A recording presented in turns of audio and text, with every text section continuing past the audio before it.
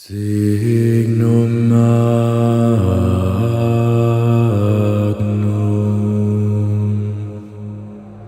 apauiti.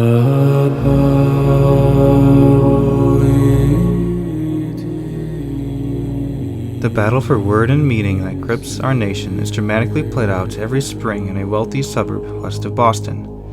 In an account relayed by the New York Times, at the end of the school year, Wellesley College holds a commencement service, during which students, faculty, and guests come together to sing America the Beautiful.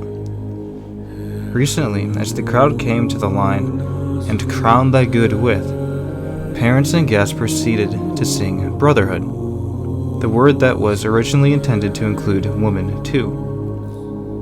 Wellesley women, however, had adopted the custom in past decades of abruptly belting out sisterhood, drowning out the word that they felt oppressively excluded them, and replacing it with a demand for recognition. Journalist Ruth Padewer writes, "It's one of the most powerful moments of commencement, followed every year by cheers, applause, and tears, evoked by the rush of solidarity with women throughout time, and the thrill of claiming in one of the nation's most famous songs that women matter, even if the world they're about to enter doesn't always agree." Padewer goes on to say that over the last few years, some graduates have taken it upon themselves to change that word once again, determining that sisterhood, while a well-intended change, is still exclusionary. Instead, they sing siblinghood. Padewer continues, "A few trans men find even that insufficient, and in that instant they roar the word that represents them best, brotherhood, not as a sexist stand-in for all humankind, but as an appeal from a tiny minority struggling to be acknowledged." In perhaps the most revealing description of the event, Padewer writes, "In truth, it's difficult to distinguish in the cacophony each of the words shouted atop one another. What is clear is that whatever word each person is hollering is immensely significant as a proclamation of existence, even if it's hard to make out what anyone else is saying. Hardly just ceremonial and severe activism. This sort of drama at Wellesley is commonplace on the historically all-female campus. On a recent fall day, a new student began to request she be referred to by male pronouns, despite the fact that she had applied as a woman, and that she was indeed a woman. She now identified as masculine of center genderqueer. This was not particularly shocking to her peers, as there were other transgender students on campus. Timothy, as she asked to be called, was accommodated and affirmed easily by the far-left school culture. The problem arose when Timothy decided to run for a student leadership role as coordinator of multicultural affairs. The job was to promote a culture of diversity on campus. Students, though generally friendly with Timothy, began to object that she, as a white man, was not representative of the diversity such a role required. Students coordinated an online campaign to reject Timothy based on the understanding that a white man in leadership would perpetuate the patriarchy. When asked how she felt, Timothy confessed to feeling conflicted. She believed herself to be a minority as a trans student, but also knew that the patriarchy was alive and well, and did not want to be part of the perpetuation of oppression. The importance of language on popular thought can be overstated as much as it can be underestimated. Words today are considered to be acts of violence, and yet malleable enough for us to manipulate in service of a preferred agenda. Either way, they are a sort of weapon, threatening to wound us in our nebulous sense of self, or else a type of revolutionary shot fired, a proclamation of our existence against a world against us. Each of us is ruler of his own constitutive reality, distrustful but needy, fragile but hot-tempered. A breakdown in our common understanding of words leads to a society in chaos and frustration, inevitably miscommunicating and plagued by distrust. We become suspicious not only of each other but of ourselves and our ability to grasp reality.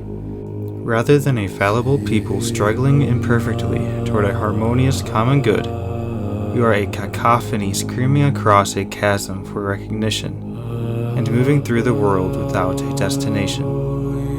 In his book, The Beginning of Wisdom, Jan Cass writes of the breakdown of common language at the Tower of Babel. And because language also bespeaks the inner world of the speakers, sharing one language means also a common inner life, with simple words accurately conveying the self-same imaginings, passions, and desires of every human being. To be of one language is to be of one mind and heart about the most fundamental things. When our shared language becomes compromised, we lose not only the utility of it, which enables us to convey basic facts about the practical realities of daily life, but also any common and universal meaning toward which our daily lives and our interior lives might point. It does not take much convincing to see our society as it currently stands is experiencing this crisis of meaning, not just in the form of communication or means,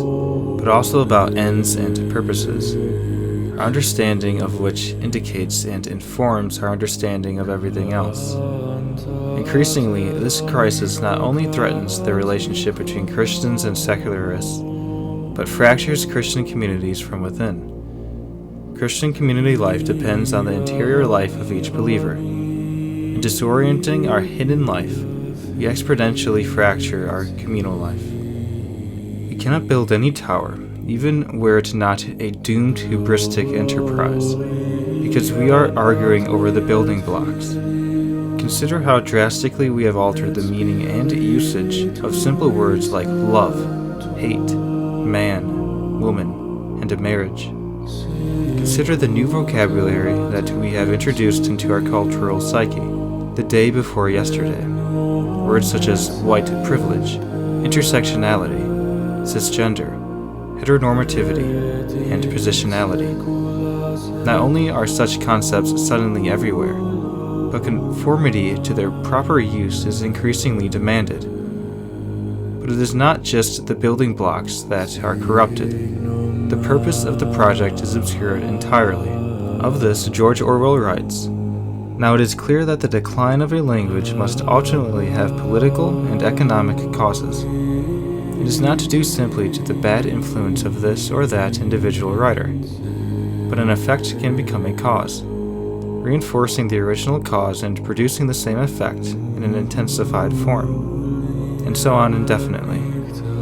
A man may take to drink because he feels himself to be a failure, and then fail all the more completely because he drank. It is rather the same thing that is happening to the English language.